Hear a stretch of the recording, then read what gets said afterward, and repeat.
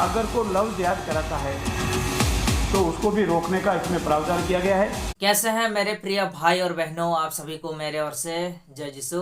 हमारा देश का इस राज्य में धर्मांतरण के खिलाफ एक नया बिल, नया कानून पास किया गया है दोस्तों।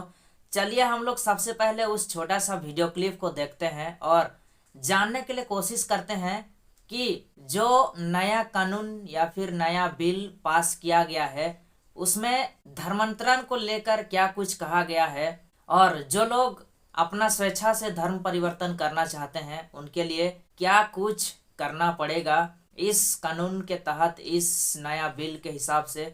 चलिए हम लोग कुछ छोटा सा वीडियो क्लिप को देखते हैं। भजनलाल सरकार की कैबिनेट ने धर्मांतरण विरोधी बिल को मंजूरी दे दी है। इसे अब विधानसभा के अगले सत्र में पेश किया जाएगा, जहां बिल के कानून बनने के बाद जबरन धर्मांतरण को रोकने में मदद मिलेगी। इस बिल के मुताबिक जबरन धर्मांतरण करवाने पर 1 से 10 साल तक की सजा का प्रावधान है। साथ ही अगर कोई अपनी मर्जी से धर्म परिवर्तन करना चाहता है तो उसे 60 दिन पहले इसकी सूचना स्थानीय कलेक्टर को देनी होगी। प्रलोभन देकर और उनकी अज्ञानता में उनको धर्म परिवर्तन करा दिया जाता था। ऐसा नहीं है कि पहले आप किसी धर्म में थे और अचानक फिर आप धर्म बदल लो।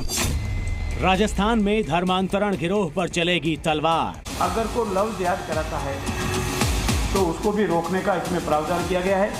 इसका नाम the Rajasthan prohibition of unlawful conversion of religion bill 2024 रखा गया है। इस बिल में जबरन धर्मांतरण पर सजा का प्रावधान है। अगर कोई व्यक्ति या संस्था गलत नीयत से धर्म परिवर्तन कराता है तो उसे सजा होगी। जबरन धर्मांतरण करवाने पर 1 से 5 साल तक की सजा हो सकती है। अगर किसी नाबालिग का धर्मांतरण किया गया तो 3 से 10 साल तक सजा होगी। अगर विवाह के लिए धर्म परिवर्तन किया तो उसे अमान्य घोषित किया जा सकता है। वहीं अपनी मर्जी से धर्म परिवर्तन के लिए 60 दिन पहले कलेक्टर को सूचना देनी होगी। हम सामाजिक मान्यताओं को, सामाजिक परंपराओं को भी मदद रखें। उसकी स्वतंत्रता का अधिकार को हम समाप्त नहीं कर सकते, उसका अधिकार है। देखिए, जबरन कोई भी न हो, किसी का भी धर्मांतरण न हो, निश्चित रूप से होना ही चाहिए, आवश्यक भी है।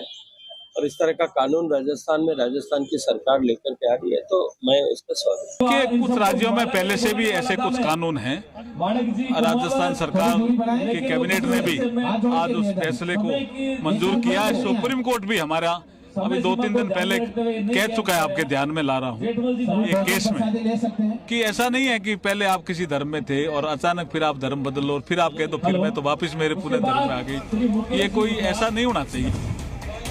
दरअसल राजस्थान में पिछले कुछ दिनों में जबरन धर्मांतरण के कई मामले सामने आए हैं। आप लोगों ने देखा दोस्तों छोटा सा वीडियो क्लिप को। प्रभु यीशु मसीह ने इस संसार में किसी का जाति, धर्म बदलने के लिए नहीं आया। वो पापियों का मन फिराने के लिए और उनको पश्चाताप करने के लिए बुलाने आया दोस्तों। और प्रभु यीशु मसीह कहते हैं कि मन फिराओ, स्वर्ग का राज निकट है। जो लोग इस संसार का मोह माया में भटक गए हैं, परमेश्वर ने जो आज्ञाएं दिए थे उस आज्ञाओं को भूल के वो लोग सांसारिक परंपरा के हिसाब से जीवन बिता रहे हैं, उनको प्रभु यीशु मसीह कहते हैं कि मन फिराओ। और उनको प्रभु यीशु मसीह ये कहते हैं कि मन फिराओ और मैंने आप लोगों को जो आज्ञाएं दिए हैं उसका पालन करो, आपके लिए स्वर्ग का राज नज़दीक है। अर्थात यदि आप मेरा आज्ञाओं का पालन करोगे तो आपको स्वर्ग के राज में प्रवेश करने का मौका मिलेगा। और आप सभी को ये अच्छी तरह से जानते हैं दोस्तों कि हमारा देश एक धर्मनिरपेक्ष देश है। जो कोई भी व्यक्ति या फिर जो लोग भी हमारा देश का संविधान को लिखते समय या फिर बनाते समय, जो लोग भी हमारा देश का संविधान को तैयार किए, बनाए, बहुत सोच समझ के तैयार किए ताकि लोग अपना स्वेच्छा से किसी को भी मान सके और वो खुद तय करे कि उसको क्या करना है, किसको मानना है, किसको पूजना है या फिर कैसे खाना है, कैसे पीना है, वो खुद तय कर सके। हमारा संविधान में ये नियम बना दोस्तों। और कहीं ना कहीं इसमें ऊपर वाला का आशीर्वाद जरूर होगा। आज के समय में कई सारे ऐसे देश हैं जिस देश के शासक लोग तय करते हैं कि उनके जनता क्या पहनेंगे, क्या खाएंगे, क्या पिएंगे, वो लोग स्कूल जाएंगे कि नहीं, कॉलेज जाएंगे कि नहीं, या फिर किसको पूजा करेंगे, किस परमेश्वर, किस भगवान को मानेंगे, वो सब कुछ उस देश के शासक तय करते हैं दोस्तों। अर्थात वो लोग नियम के खिलाफ हैं दोस्तों। कहने का मतलब एक इंसान जब इस धरती पे आता है तो उसको धर्म का और वो क्या खाएगा, क्या पिएगा, क्या करेगा, नहीं, वो सब कुछ तय करने का अधिकार खुद के ऊपर होना चाहिए दोस्तों। और हमारा देश एक ऐसा देश है जिस देश में ये सब कुछ है।